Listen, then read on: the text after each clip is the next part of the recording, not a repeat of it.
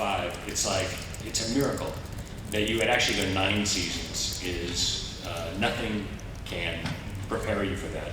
And so you've got to keep your stories and your characters growing and fresh. And so the story of Samantha Mulder actually grew through the experience of doing the show and working with that character and that storyline. It wasn't set in stone from the beginning, so it was something that we found. Well, thank you very much. Thank you. Hi, my name is Elise. It's been said a lot, sorry, but I've been waiting 20 years to say thank you, Chris. I can't describe, sorry, fucking pathetic. It had a huge impact on my life, so thank you. But my question is actually for Joe. I'm loving the comics. Thank you. And I just was kind of wondering when, obviously as a fan, everybody kind of thinks, and particularly being creative, have ideas, and that's why we have these industries, but when did the idea kind of come to start with this, and then did it happen before I Want to Believe, and if it was, what impacted the movie coming out and that story have in the direction? So. Well, I mean, we're setting this this is present day, so I guess it's a little elastic until we haven't really said what year or where it fits, but I mean, it's now. So, and that was always the idea.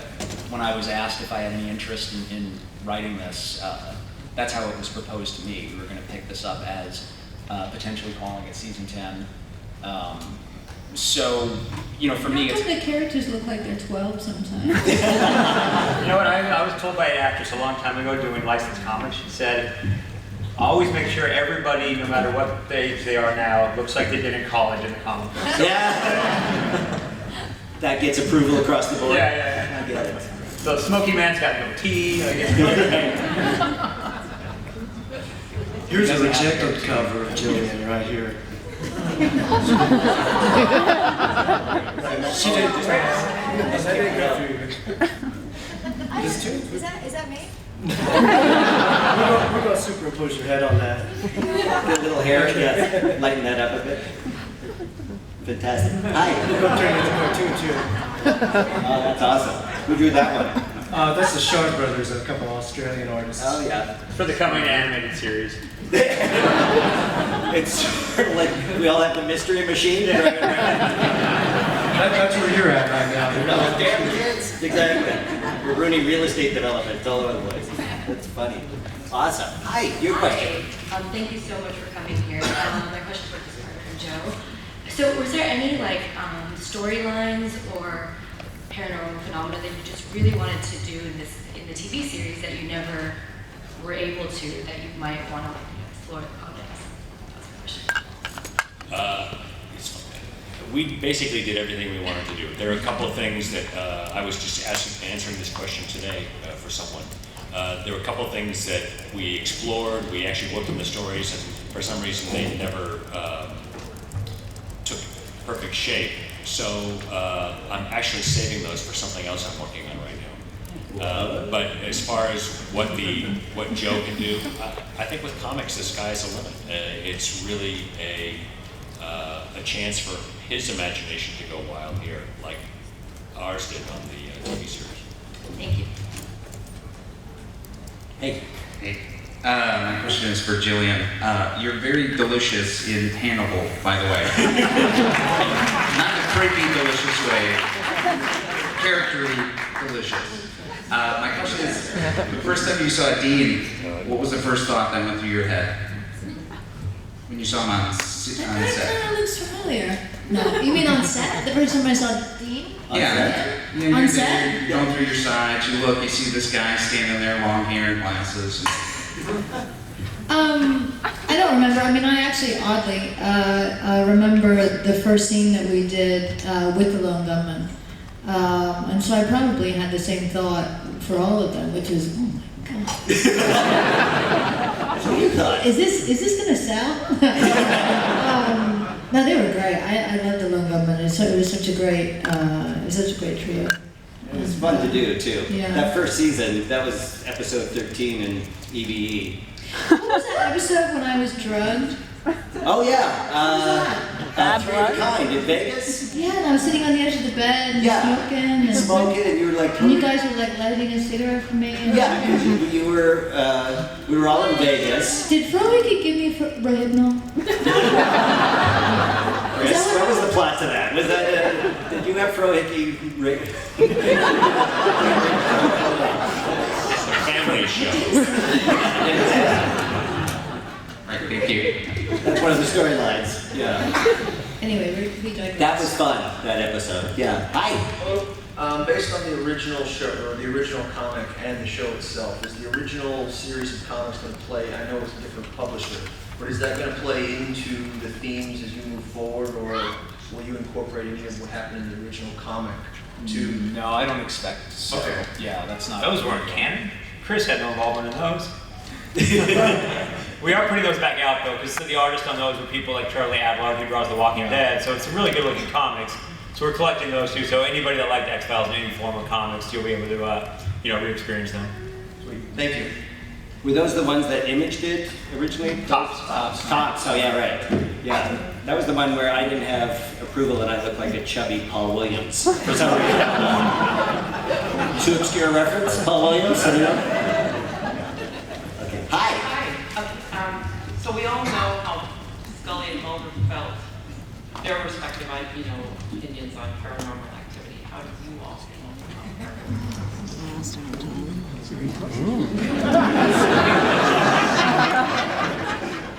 I thought it was a good movie.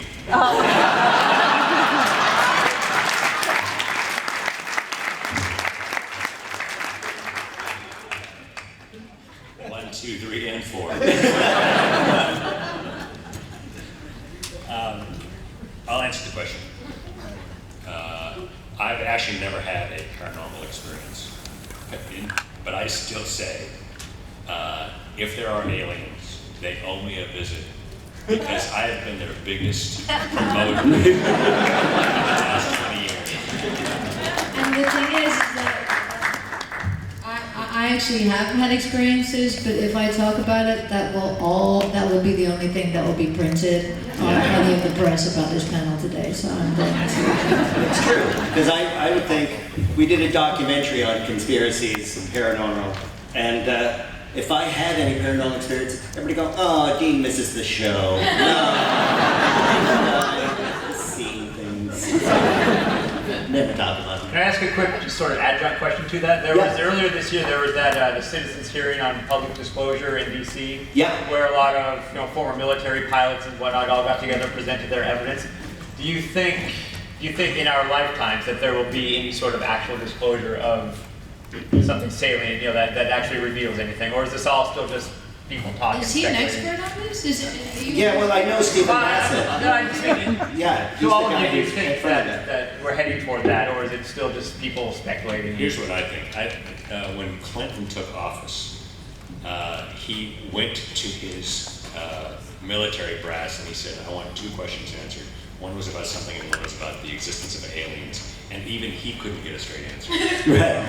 So my feeling is that we'll never know exactly the truth. Right. And Richard Dolan, who's a big guy on this, thinks that our society is so fragile that if the government comes forward, then there's 2 questions that immediately come up. How did you keep it secret for so long, and how was the press part of that cover-up? And then if those 2 questions have to be answered, then all bets are off, sort of thing. So at that point, it seems that we're too long along the way for anybody to come up and go, oh yeah, there they are, right there, all the aliens. That would just start a whole avalanche of problems. Yeah. So that's where we are in disclosure. Hi. How are you? Sorry, I actually have a question for Joe. Yesterday in the 20th anniversary panel, Chris talked about his writing process with a research assistant for all of these different phenomena, and I was wondering if your process is similar or how you. I wish I had a research assistant. But no, I have some DVDs and a Netflix queue. And a lot of paper. You have Google now. Well, yeah, the internet. I also have the internet. It's true. Right. Well, that's easy. Any other questions? Oh, there's one way over there. And while we're waiting, I want to ask Jillian, you're doing science fiction convention. You're off on the convention circuit now. You were at Seattle, you're off to... No, I mean, I'm doing cons. I'm doing stuff like this when it fits into my schedule this year. How are you enjoying that? I've been enjoying it a lot. Yeah? Because you had a big time off where you weren't doing them. Well, I never did them. I mean, I popped in at some point, I think, to San Diego years ago, or I don't know. Here? Are we in San Diego? I did a couple by default over the decade that we were doing the show, and that's really it. So I haven't really done them. So this is the first time. So I'm just doing them in 2013. How are you liking it? I am. I'm liking it. I'm enjoying it. Yeah. Are they asking weird questions? Are they like... Not any weirder than yours are. Well, I haven't even started to get weird. Don't you kid yourself? No, everybody's great so far. Yeah? Yeah, no weird things have happened. Oh, that's good. And when's your next one? When will you be in your next appearance? I will be in Kentucky next weekend. Kentucky? I will be in Montreal, and I'll be in New York. Wow. And there's a rumor that David might join me in New York. Wow. Just saying, maybe. Wow. But that might be his one and only thing. Awesome. That's a really cool thing. Okay. I hope I haven't just jinxed it. Yeah. No, he won't hear about this. Hi. Thanks for 20 great years. I cut my entertainment journalism teeth on the X-Files, so thank you for that career swerve. Is that a GoPro in your hand? Yeah, I'm trying to figure out. It's a Zoom Q2 HD. Wow. Wow. That's fancy. Hopefully it will record well. Especially when you're like way Standing over there, I decided to just do audio so I could play clips on my show tonight. Oh, it's just I do audio. a radio show. Oh, okay. Anyway, my question is, I guess for Chris, Amazon.com has now forged relationships with a number of series franchises to allow the publication of fan fiction with shared rights between the series. And X-Files, probably more than any other TV show, I think, probably has the biggest volume of really excellent, there's some crap, but there's some incredibly good novel length, really. So do you think that there's a possibility there? I definitely think there's a possibility. I was actually just reading about the Star Wars arrangement, and I couldn't believe how labor intensive it is. So it requires lots of employees and people, so it requires someone to spend money.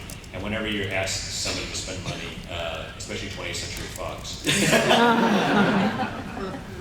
you know, there's a bit of a tussle. So I think we would have to see if there could be an arrangement made. Wow. Thank you. As long as there's no slash. That's all. I've got no slash, so that's not happening. Hey, what a great X-Files cowboy hat you have, sir. Thank you very much. That is hilarious. Oh my God. Yeah, I know, right? You look like Owen Wilson from over here. Remember in Bad Blood? But in Bad Blood, Owen Wilson. Luke Wilson. Luke Wilson. Yeah. I got a quick drawings from Walking Dead the other day, but I don't see that. What's a cowboy hat? A little bit like It's him. the hat, yeah. Did you Yeah, make that, or is that a Do natural? you have buck teeth?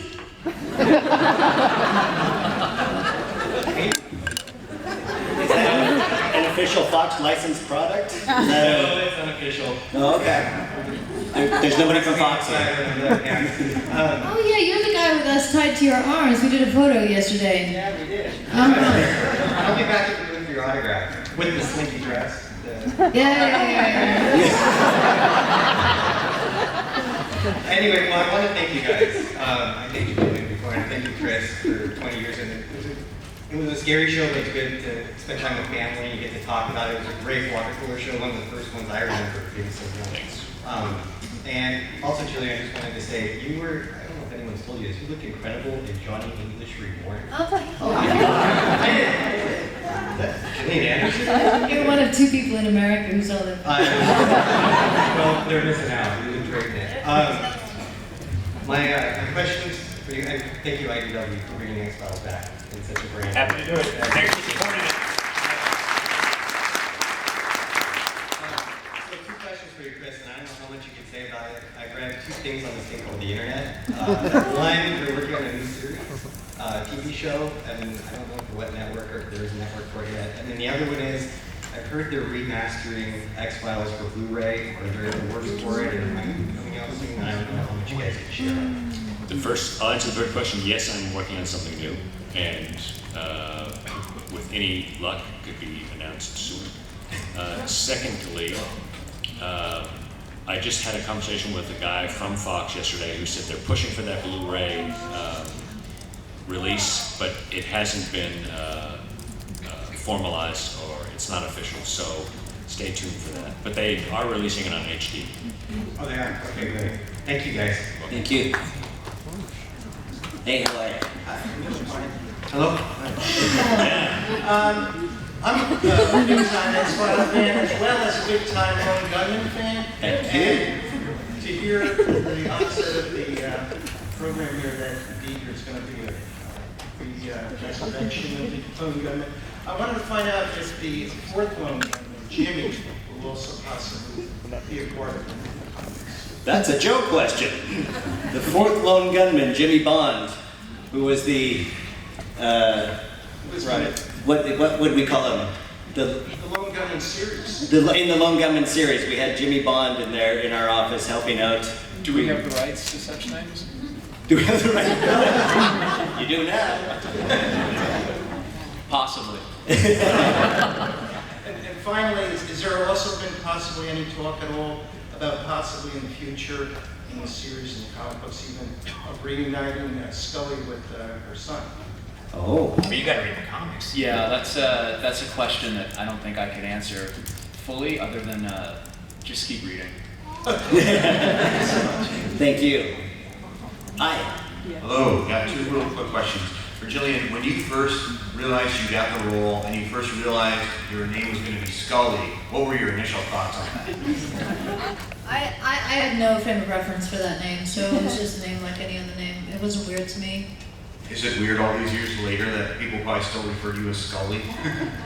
They don't often. They tell me that they've named their pets after. So it's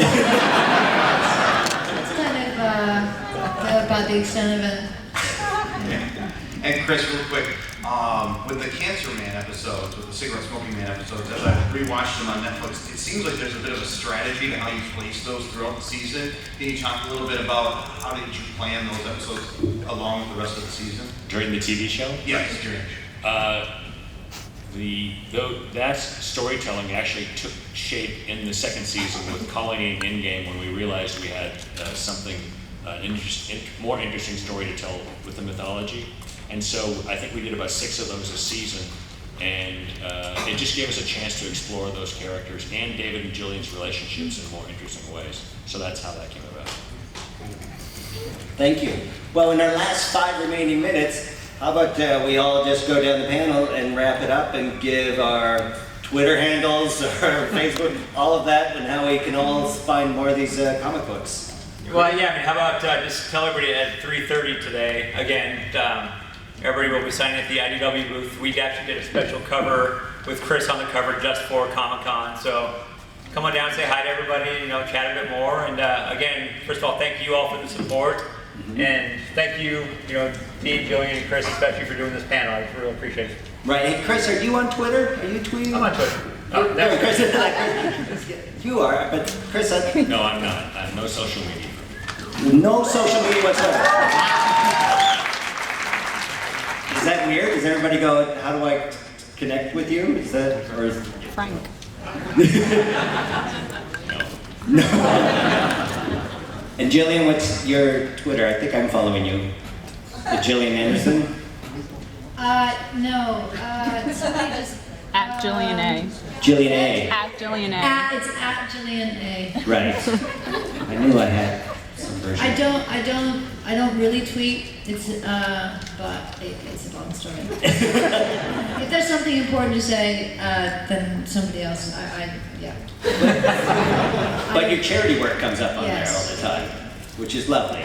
Yeah. Right. Including normally when I do panels, I auction off this T-shirt that I wear, "Conversation on the Rock," and but it's not really appropriate here.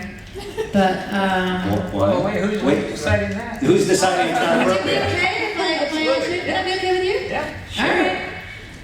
Well, I started a little while ago when I started doing Comic-Cons and got frustrated with doing 3 days and having to figure out 3 different outfits every single day for every weekend that I was doing Comic-Con. So I decided that I was going to wear the same outfit every single day. All year round, for every Comic-Con that I did, so I didn't have to decide that anymore. And so I made up a t-shirt because I did a radio show for Empire Magazine. And they told me about COTR, which I was ignorant to, and apparently there was a conversation that Mulder and Scully had that lasted a long time.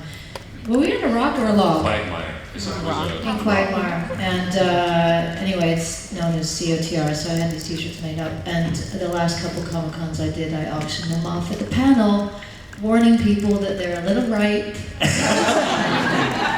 But I have something to change into. Do you actually whip it off? Yeah, that's my question. Backstage. For the highest bidder, though? Or is there just... Yes, I mean, is anybody interested? Is anybody interested? $100. Okay, well, you might be the only bidder. You might have it at $100. I think you got it. Is that the It's t-shirt? yours. And that's the t-shirt you're wearing now? Yes. Could you stand up and show everybody?